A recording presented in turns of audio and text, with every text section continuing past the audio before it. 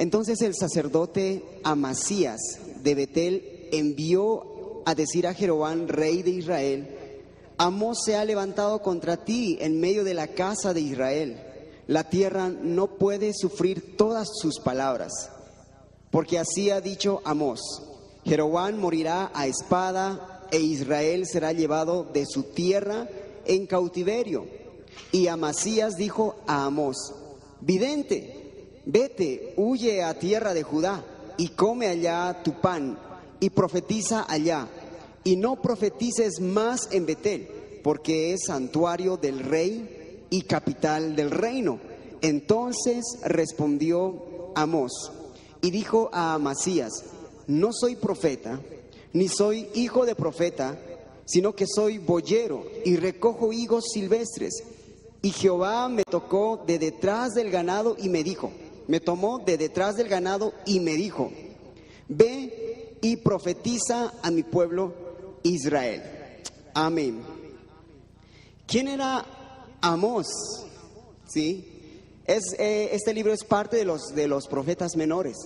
Pero ¿quién era Amós? Dice que Amós no era un profeta. Amós era un pastor. Amós era alguien que se dedicaba a recoger higos silvestres. Ese era Amós. Pero ¿por qué Dios le había llamado para esta grande misión? Para esta misión tan desafiante que Dios le estaba poniendo en el corazón de él. Tenía que ir a profetizar contra toda la nación de Israel. Él no era un profeta de oficio, porque en ese tiempo habían profetas que estudiaban, se preparaban. No era un profeta de oficio, era un pastor. ¿Qué es lo que Dios vio en él? Tampoco era de la descendencia de los sacerdotes. Tampoco era de una familia así bien reconocida por ahí. No, es alguien que Dios tomó como un instrumento para dar un mensaje a toda la nación de Israel. Toda la nación de Israel se había dividido en dos reinos, el reino del norte y el reino del sur, pero ambos eran el pueblo de Israel. Arriba estaban los de Israel y en el sur estaban los de Judá, pero todos eran del pueblo de Israel. Era una nación dividida. Y Dios estaba mandando un mensaje para estas naciones, ¿sí? Leamos una vez más el versículo 12.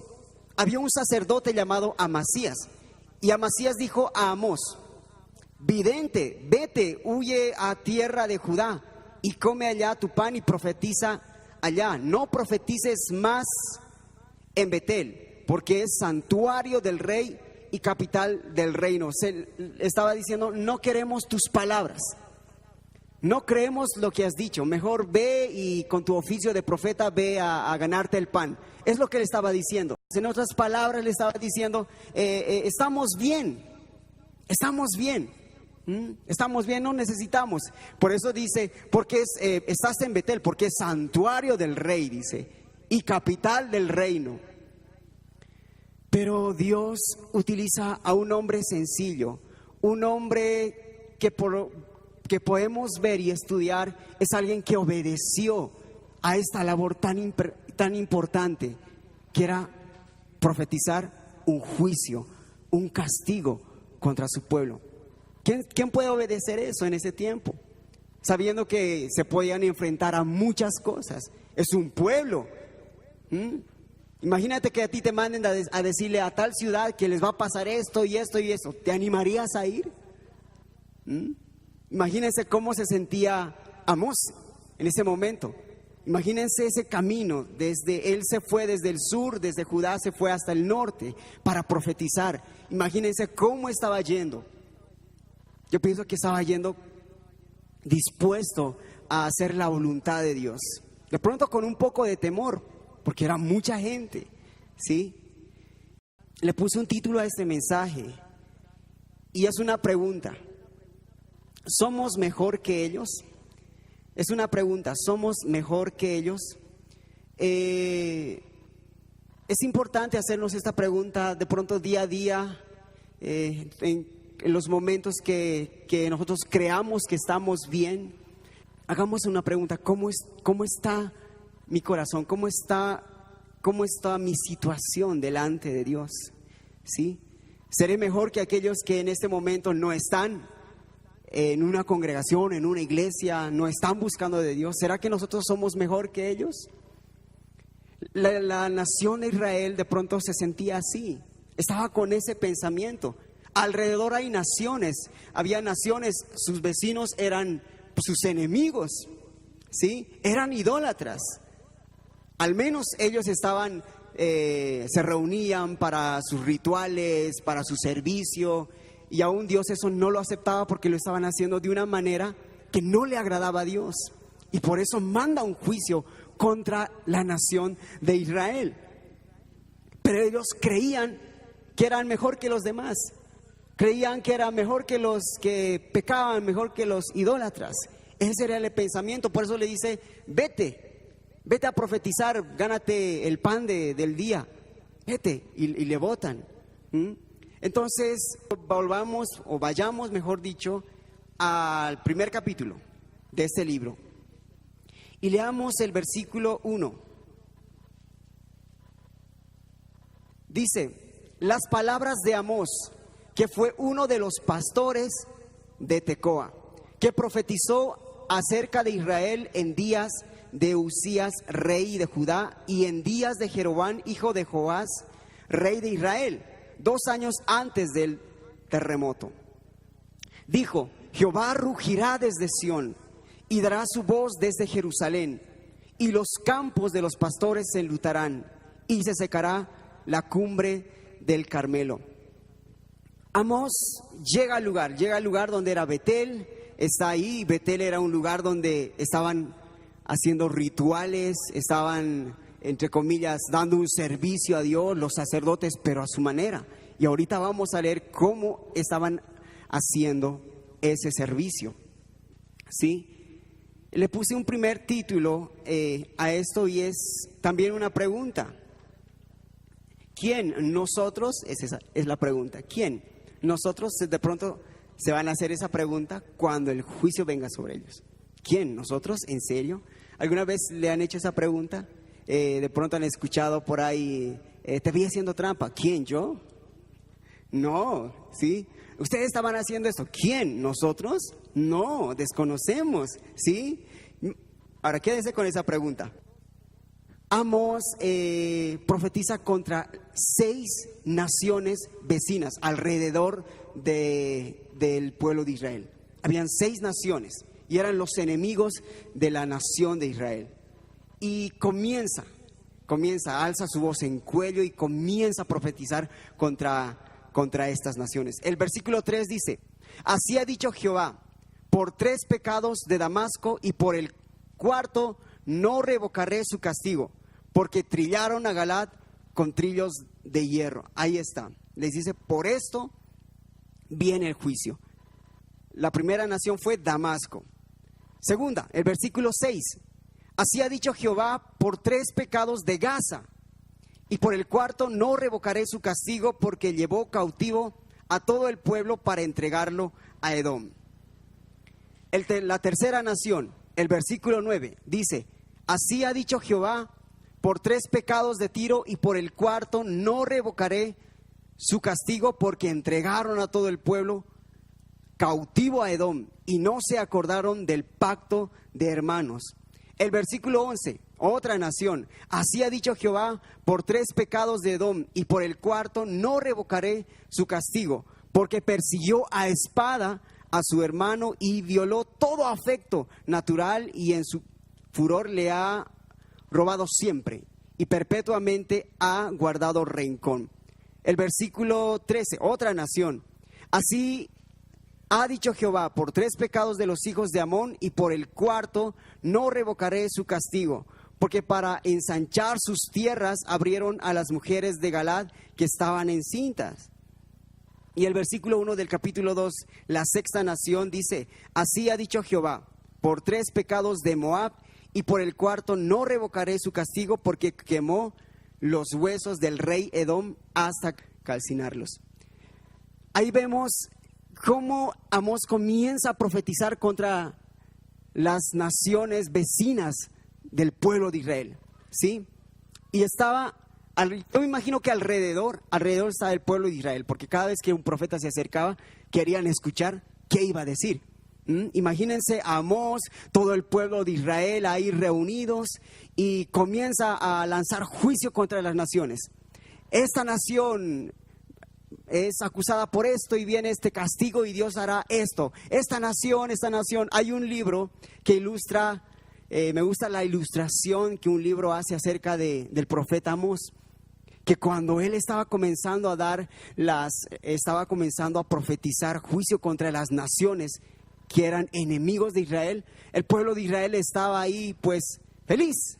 Sí, comenzaban a aplaudir y decía, sí, por fin Dios está enviando juicio contra nuestros enemigos y les van a hacer esto y esto y esto. La segunda nación y más la euforia ahí de todo el pueblo, no sé, de pronto comenzaron a celebrar porque ya Dios estaba mandando juicio contra sus enemigos, ¿sí? Pero lo que ellos no sabían es que también había juicio para ellos.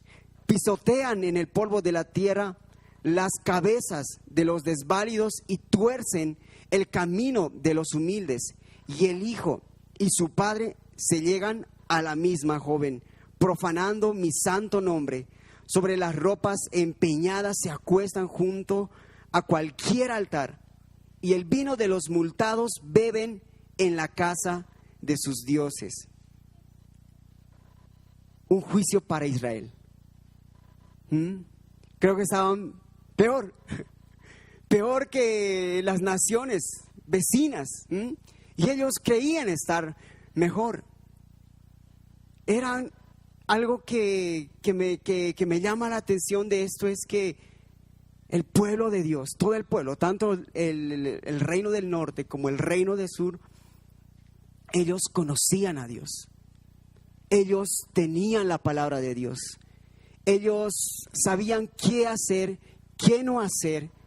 En ellos estaba la decisión de hacer el bien, estaba la decisión de hacer el bien con el prójimo, de responder ante todo lo que Dios les había dado, pero no lo hicieron. No lo hicieron, y Dios mandó juicio contra las 6 naciones de alrededor y los juzgó pues por sus actos. Ellos tenían sus dioses, tenían sus ídolos, pero Israel, el pueblo de Israel, tenía a Dios, tenía la ley, tenía todas las de ganar, tenía la oportunidad de vivir bien, tenía la oportunidad de ser una nación grande, así como Dios lo había soñado. Pero Dios les hace dar cuenta y les muestra su situación. Les dice, ustedes estaban pasando por alto esto. Al pueblo de Israel le dicen, no guardaron mis ordenanzas, no habían guardado la ley del Señor, no lo habían guardado, habían alejado su corazón, se habían alejado.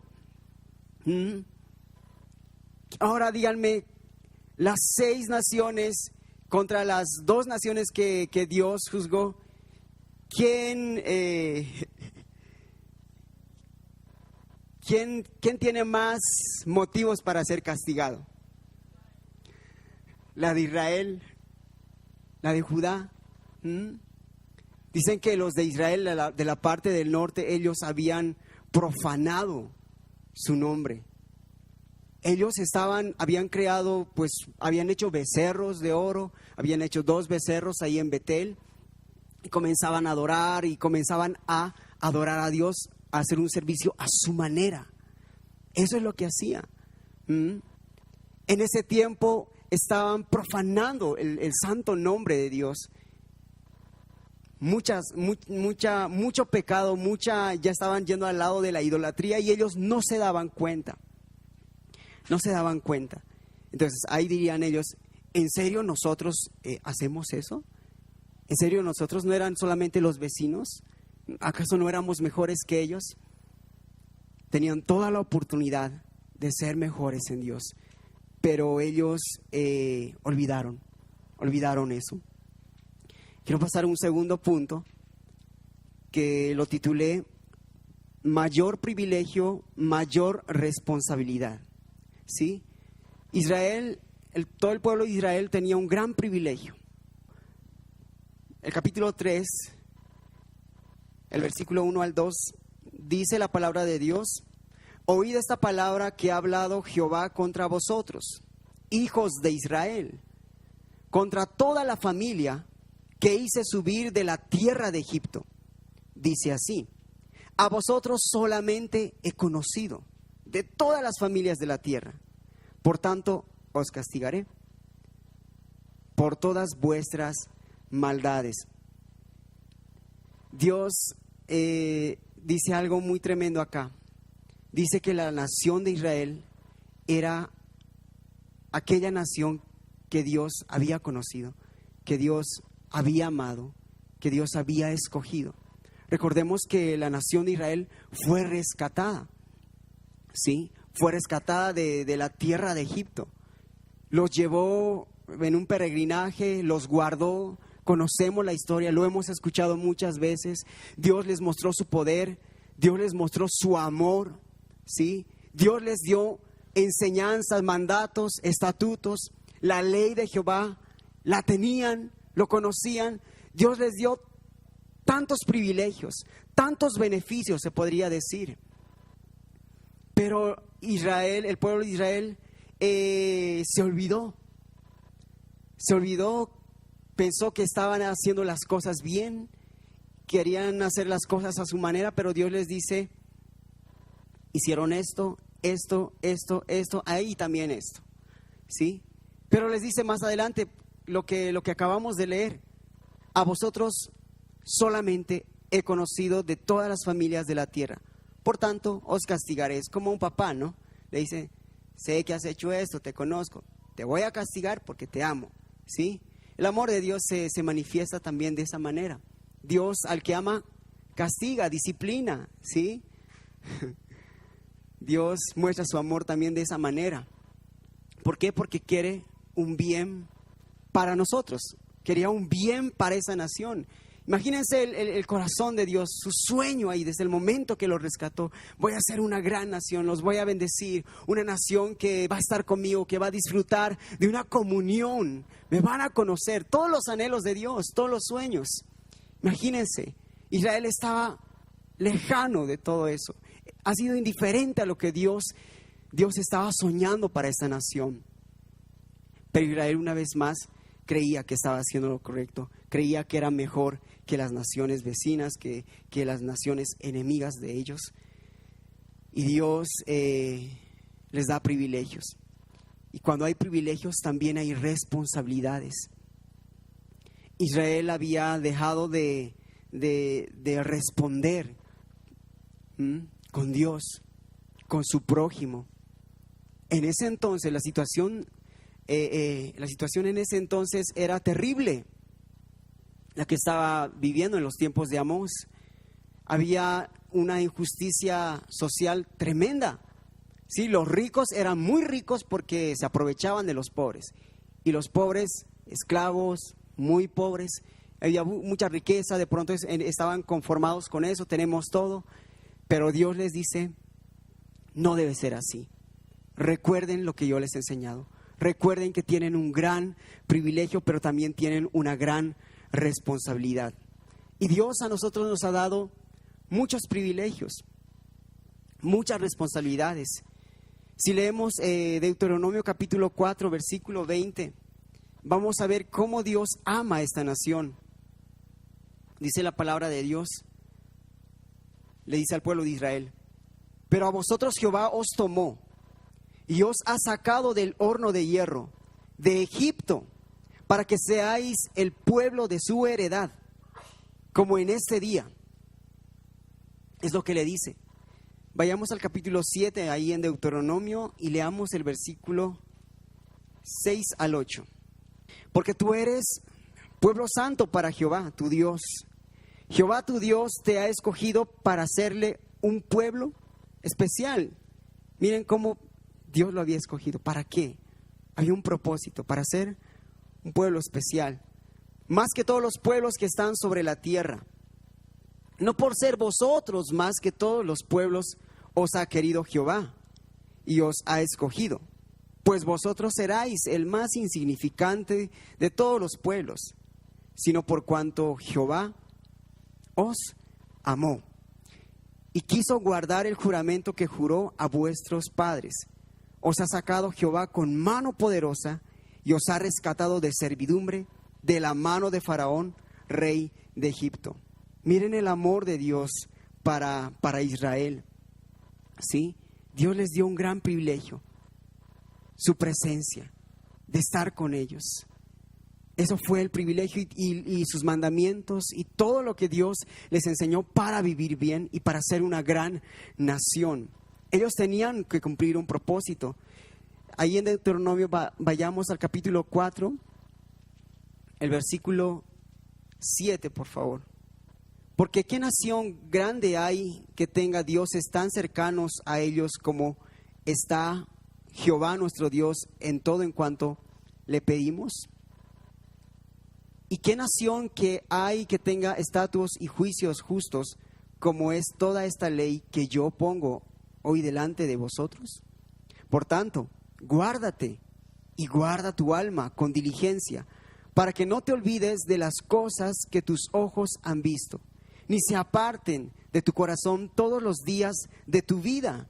Antes bien, las enseñarás a tus hijos y a los hijos de tus hijos. Es lo que les dice Dios. Sí, les está dando a conocer sus responsabilidades. Hay un privilegio muy grande y nosotros tenemos un privilegio muy grande. Dios a cada uno de nosotros nos va a decir cuánto aprovechamos de la presencia de Dios. Nos estamos acercando, lo buscamos, amamos. Estamos aprovechando en este tiempo todo lo que Dios nos está dando a favor de nosotros.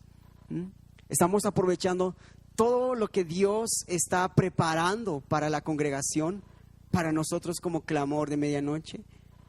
Todo lo que Dios está trayendo a través de los pastores. Estamos aprovechando todo eso. O decimos, no, yo ya sé, ya me lo aprendí, llevo años aprendiendo de la palabra y estoy bien. Estoy bien, yo me defiendo, ¿sí? Así empezó el pueblo de Israel. Y poco a poco se acomodó y se engañó a sí mismo y ya no quería escuchar a los profetas, solo querían escuchar a falsos profetas por ahí que les digan, no, todo les va a ir bien, están bien, el Señor les ama y ya. Y a muchos sí o no nos gusta escuchar que nos digan cosas bonitas, ¿sí? El pueblo de Israel era así, pero muchas veces Dios a través de muchas cosas nos va a enseñar y nos va a decir, estás fallando en esto. Hazte esta pregunta, ¿cuál es la situación de tu corazón? ¿Eres mejor que el de al lado? ¿Eres mejor que el del vecino? Uno puede decir, pues hay gente que en este momento está robando, está cometiendo muchas cosas y yo al menos estoy en una silla. Pero también mentir es malo y es pecado, ¿sí? Entonces si es pecado y matar también es pecado, entonces ¿qué es lo que nos hace mejor que ellos? Todos necesitamos de Dios, ¿sí? No caigamos en el error de decir, no, yo estoy bien. Dice la palabra de Dios, aquel que esté firme, mire que no caiga. Y debemos decirnos a nosotros mismos, ¿cómo estamos? ¿Cómo estoy? ¿Cómo estoy delante de Dios? Y quiero concluir con esto. Vayamos a Amós, volvamos a Amós. Amós, capítulo 5.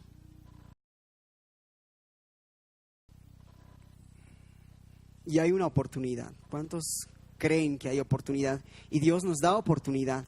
Dice el versículo 4 del capítulo 5. Pero así dice Jehová a la casa de Israel: buscadme y viviréis. Amén. Es lo que les dice. Búsquenme. Ustedes saben, ¿sí?